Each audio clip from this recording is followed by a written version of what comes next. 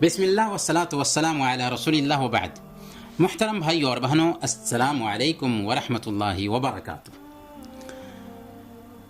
اہم دینی معلومات کے چوتھے ایپیسوڈ میں آپ سب کا استقبال ہے.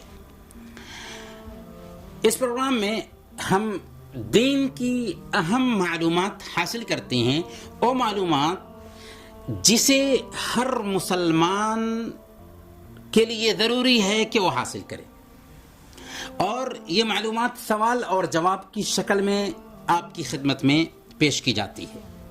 تو آج کا پہلا سوال ہوگا کہ وضو کے ارکان کیا ہیں، یا یہ کہہ سکتے ہیں کہ وضو کے فرائض کیا ہیں. تو وضو کے فرائض 6 ہیں. سب سے پہلے نمبر پر چہرہ دھونا اور اس کے اندر کلی کرنا اور ناک میں پانی ڈالنا بھی داخل ہے. دوسرے نمبر پر دونوں ہاتھ کو دھونا کہنیوں سمیت، دونوں ہاتھ کو کوہنیوں سمیت دھونا، یہ نماز کا دوسرا فرض ہے، یا وضو کا دوسرا فرض ہے، یا وضو کے ارکان میں سے دوسرا رکن ہے. تیسرا رکن پورے سر کا مسح کرنا کان کے ساتھ، یعنی سر کا مسح کرنا جس میں کان بھی شامل ہے. اور چوتھا رکن دونوں پیر کو دھلنا ٹخنوں سمیت. اور پانچواں وضو کا رکن ہے ترتیب، یعنی جس ترتیب سے وضو کرنے کا طریقہ بتایا گیا ہے اسی ترتیب سے وضو کیا جائے. اور چھٹا رکن ہے موالات، یعنی لگاتار ہو، پے در پے ہو، بیچ میں وقفہ نہ ہو، گیپ زیادہ نہ ہو جائے. ہاں، اگر کچھ لگا ہوا ہے آدھائے وضو پر اور اس کو صاف کرنے میں ذرا وقت لگ گیا تو کوئی حرج کی بات نہیں ہے. لیکن ایک آدمی وضو کر رہا تھا، دونوں ہاتھ کو دھل لیا، چہرے کو دھل لیا، دونوں ہاتھ کو دھل لیا، اور پھر اس کے بعد جو ہے نا دوسرے کام میں لگ جائے، پھر وقفہ کے ساتھ میں وضو کرنے جائے، تو ایسا نہیں چلے گا، بلکہ لگاتار وضو کریں. اللہ تعالیٰ فرماتا ہے یا ایھا الذین آمنوا اذا قمتم الی الصلاۃ فاغسلوا وجوہکم وایدیکم الی المرافق وامسحوا برؤوسکم وارجلکم الی الکعبین. کہ ایمان والو، جب تم نماز کے لیے کھڑے ہو تو اپنے چہرے کو دھل لو اور اپنے دونوں ہاتھ کو کوہنیوں سمیت دھل لو، سر کا مسح کرو اور دونوں پیر کو ٹخنوں سمیت دھل لو. تو یہ 4 اہم ارکان ہیں، اور پھر ان ارکان کو ترتیب سے انجام دینا، یہ 5واں وضو کا رکن ہوا. اور چھٹا رکن یہ ہے کہ لگاتار ان اعمال کو انجام دیا جائے، گیپ نہ ہو. تو یہ وضو کے 6 ارکان ہوئے. کن چیزوں سے وضو ٹوٹ جاتا ہے؟ وضو کن چیزوں سے ٹوٹ جاتا ہے؟ تو پہلے نمبر پر پیشاب اور پیخانے کے راستے سے جو چیز نکلتی ہے اس سے وضو ٹوٹ جائے گا. جیسے پیشاب ہے، پیخانہ ہے، ہوا خارج ہونا ہے، منی ہے، مدی ہے، ودی ہے، خون ہے، جو بھی پیشاب اور پیخانے کے راستے سے چیزیں نکلتی ہیں اس سے وضو ٹوٹ جاتا ہے. دوسرے نمبر پر سونا، یا یہ کہہ لیجئے کہ اسی کے اندر بے ہوشی بھی ہے، تو بے ہوشی سے بھی وضو ٹوٹ جاتا ہے، سونے سے بھی وضو ٹوٹ جاتا ہے. لیکن سونے میں اونگ داخل نہیں ہے. اگر ہلکی سی اونگ آ گئی تو اونگ سے وضو نہیں ٹوٹتا، لیکن سونے سے وضو ٹوٹ جاتا ہے. اور سونے کی پہچان یہ ہے کہ اعضاء ہمارے ڈھیلے ہو جائیں، تو اس سے وضو ٹوٹ جائے گا. تیسرے نمبر پر اونٹ کا گوشت کھانے سے بھی وضو ٹوٹ جائے گا. صحیح مسلم کی روایت ہے، اللہ کے نبی صلی اللہ علیہ وسلم سے پوچھا گیا کہ کیا ہم بکری کا گوشت کھانے سے وضو کریں؟ تو آپ نے فرمایا کہ اگر چاہو تو وضو کرو اور چاہو تو نہ کرو. آپ سے پوچھا گیا کہ کیا ہم اونٹ کا گوشت کھانے سے وضو کریں؟ تو آپ نے فرمایا توضأ من लुहूम الإبل, ऊँट का गोश्त खाने से वضू करो, तो ऊँट का गोश्त खाने से भी वضू टूट जाता है और वضू करना ज़रूरी होता है। और चौथे नंबर पर गुस्ल के मोजिबात पैदा हो जाएं, गुस्ल के असबाब पैदा हो जाएं, तो इससे भी वضू टूट जाता है। यानी गुस्ल की ज़रूरत पैदा हो जाए तो अगर वो बावजू थे तो खुद ब खुद हमारा वضू टूट जाएगा। आइए एक हदीस हम समझते हैं और उसे याद करते हैं। अल्लाह के नबी सल्लल्लाहु अलैहि वसल्लम ने बयान फरमाया, वضू की फजीलत के हवाले से ये हदीस है। अल्लाह के नबी सल्लल्लाहु अलैहि वसल्लम बयान फरमाते हैं, ये हदीस सही मुस्लिम की है, मन तवद्दअ फ़क़ाल अशहदु अल्ला इलाहा इल्लल्लाह वहदहु ला शरीका लहु व अशहदु अन्न मुहम्मदन अब्दुहु व रसूलुहु फ़ुतिहत लहु अब्वाबुल जन्नति थमानिया यदखुलु मिन अय्यिहा शा। जिस किसी ने वुदू करते वक्त ये दुआ पर ही, दुआ क्या है, अशहदु अल्लाह, यानी वुदू करने के बाद, माफ़ कीजिएगा, वुदू करने के बाद अगर किसी ने ये दुआ पर ही, दुआ क्या है, अशहदु अल्ला इलाहा इल्लल्लाह वहदहु ला शरीका लहु व अशहदु अन्न मुहम्मदन अब्दुहु व रसूलुहु, मैं इस बात की गवाही देता हूँ कि अल्लाह के अलावा कोई माबूद बरहक नहीं, वो यकता है, उसका कोई शरीक नहीं, और मैं इस बात की गवाही देता हूँ कि मुहम्मद सल्लल्लाहु अलैहि वसल्लम अल्लाह के रसूल हैं और उसके बंदे हैं। जब इस दुआ को एक बंदा वुदू के बाद पढ़ता है तो अल्लाह के नबी सल्लल्लाहु अलैहि वसल्लम फरमाते हैं, फ़ुतिहत लहु अब्वाबुल जन्नति थमानिया यदखुलु मिन अय्यिहा शा, उसके लिए जन्नत के 8 दरवाजे खोल दिए जाते हैं, जिससे चाहे वो दाखिल हो जाए। सुभान अल्लाह, कितनी अहमियत है। वुदू के बाद की दुआ का अगर हम एहतमाम करते हैं तो अल्लाह ताला हमारे लिए जन्नत के 8 दरवाज़ों को खोल देता है, जिस दरवाजे से चाहे हम दाखिल हो जाएं। तो इस दुआ को याद करना चाहिए और इस हदीस को भी याद रखना चाहिए। सही मुस्लिम की ये हदीस है कि जिस किसी ने वुदू किया और ये पढ़ा, अशहदु अल्ला इलाहा इल्लल्लाह व अशहदु अन्न मुहम्मदन अब्दुहु व रसूलुहु,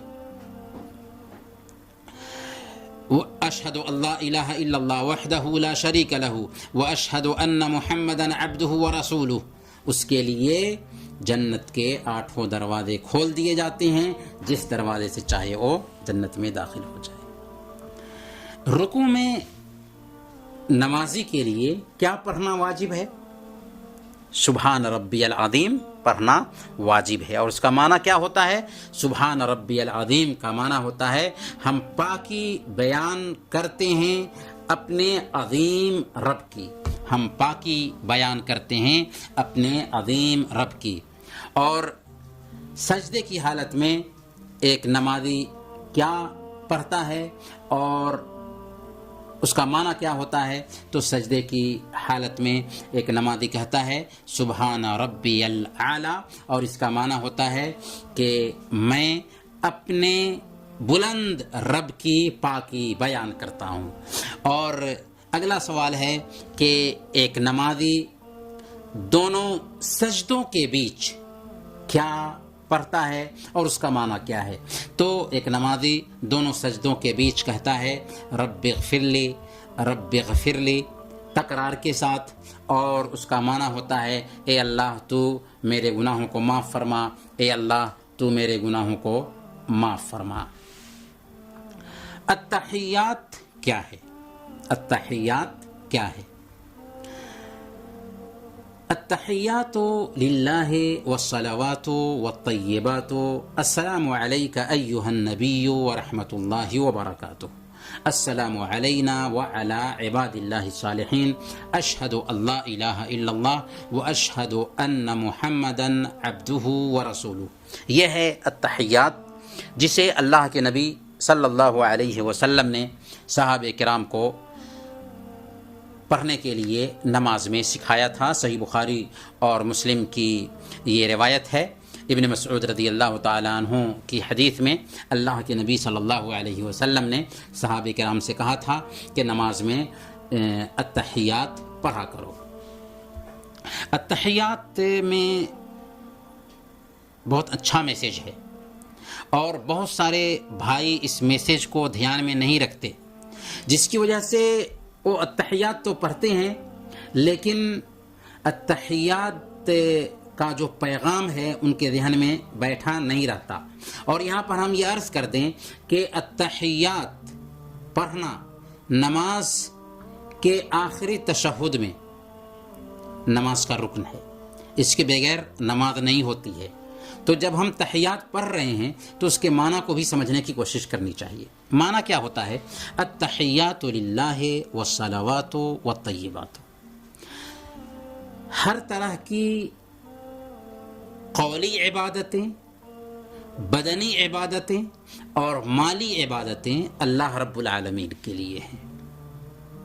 السلام علیک ایھا النبی ورحمۃ اللہ وبرکاتہ، اے نبی آپ پر سلامتی ہو، اللہ کی رحمت ہو اور اس کی برکت ہو۔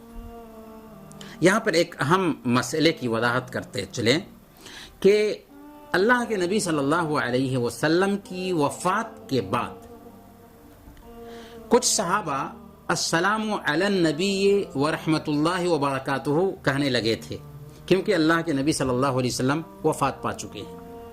لیکن چونکہ اللہ کے نبی صلی اللہ علیہ وسلم نے ایسے ہی سکھایا تھا، اس لیے آج ہم ایسے ہی پڑھتے ہیں، لیکن ہمارا یہ عقیدہ ہوتا ہے کہ اللہ کے نبی صلی اللہ علیہ وسلم اس دنیا میں نہیں رہے، وفات پا چکے ہیں۔ تو ہم کہتے ہیں السلام علیک ایھا النبی ورحمۃ اللہ وبرکاتہ، اے نبی آپ پر سلامتی ہو، اللہ کی رحمت ہو اور اس کی برکت ہو۔ السلام علینا وعلی عباد اللہ الصالحین، ہم سب پر سلامتی ہو۔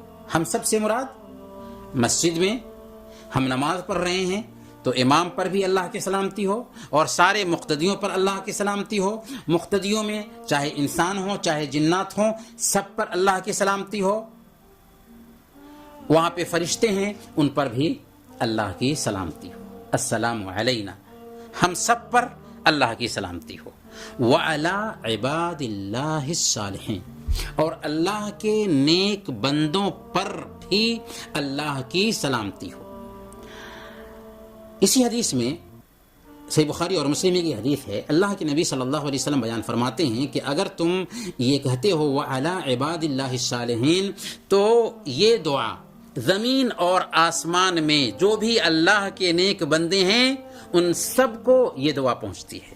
یعنی اگر آپ نماز میں وعلی عباد اللہ الصالحین کہتے ہیں کہ اللہ کے نیک بندوں پر سلامتی ہو، تو جتنے بھی اس دنیا میں اللہ کے نیک بندے ہیں، چاہے وہ زندہ ہوں چاہے مردہ ہوں، سب اس میں شامل ہو جاتے ہیں۔